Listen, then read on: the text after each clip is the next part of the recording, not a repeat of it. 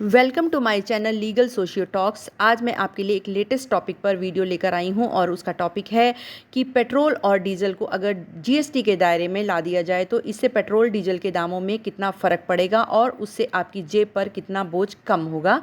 इसी विषय पर आज हम बात करेंगे। केंद्रीय मिनिस्टर हरदीप सिंह पुरी को सेकेंड टाइम भी पेट्रोलियम मिनिस्ट्री सौंपी गई है और पिछले कार्यकाल में भी वह ये पॉइंट उठा चुके हैं कि पेट्रोल, डीजल और नेचुरल गैस जैसी वस्तुओं पर अगर जीएसटी लग जाता है तो इससे आम जनता को फ़ायदा होगा और पेट्रोल डीजल के दामों में कमी भी होगी। तो क्या आप भी मानते हैं कि जीएसटी लगाने से ऐसा होगा? तो इसी टॉपिक पर आज हम बात करते हैं।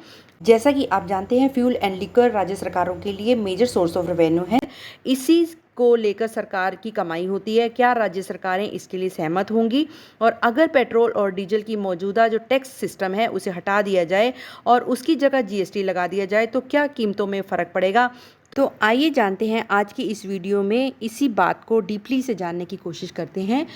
तो सबसे पहले तो हमें एट प्रेजेंट जो टैक्स व्यवस्था है उसको जानना होगा, तभी हम नई व्यवस्था को जान सकते हैं। एट प्रेजेंट फ्यूल की कीमतों पर 55% तक सेंट्रल एंड स्टेट गवर्नमेंट के टैक्सेस का हिस्सा होता है। एग्जाम्पल के तौर पे हम दिल्ली को ही ले लेते हैं। यहाँ पेट्रोल जो है 94.72 रुपीज़ पर लीटर है और इंडियन ऑयल कॉरपोरेशन की जो वेबसाइट है उसके हिसाब से डीलर को पेट्रोलियम कंपनी से जो पेट्रोल मिलता है वो 55.66 पर लीटर मिलता है। इसमें 19.90 रुपीज़ एक्साइज ड्यूटी होती है, 3.77 रुपीज़ का डीलर कमीशन ऐड होता है और 15.39 रुपीज़ वैट लगाया जाता है। इस तरह हम तक आते आते ये 55.66 का पेट्रोल जो होता है वो 94.72 का हो जाता है।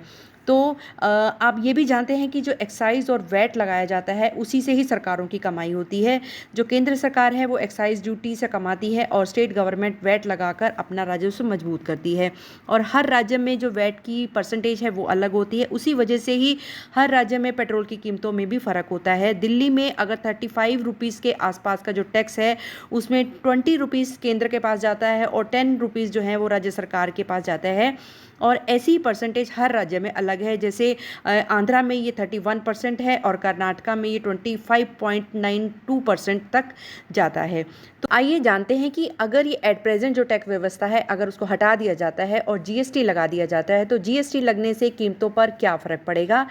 आज के टाइम में जीएसटी के 4 स्लैब मौजूद हैं, 5%, 12%, 18% एंड 28%। अगर हम जो मैक्सिमम है 28% उसी को ले लेते हैं, क्या फ़र्क पड़ेगा। सपोज 28% जीएसटी लगाया जाए जो सबसे महंगा स्लैब है, तो 55.66 के प्राइस पर 28% जीएसटी लगने पर पेट्रोल का जो रिटेल प्राइस है वो 72 के आसपास आ जाएगा। इसका मतलब है कि जो रिटेल प्राइस है वो 22 से 23 रुपीज़ तक कम हो सकता है। तो आप इस व्यवस्था से कितने सेटिस्फाई हैं और आपको ये कैलकुलेशन क्या समझ में आती है, कमेंट करके ज़रूर शेयर कीजिएगा। और अगर मेरी वीडियो आपको इन्फॉर्मेटिव लगी है तो मेरे इस वीडियो को लाइक, शेयर एंड सब्सक्राइब ज़रूर कीजिएगा। Thank you. और मेरी वीडियो को एंड तक देखने के लिए भी आपका बहुत बहुत धन्यवाद।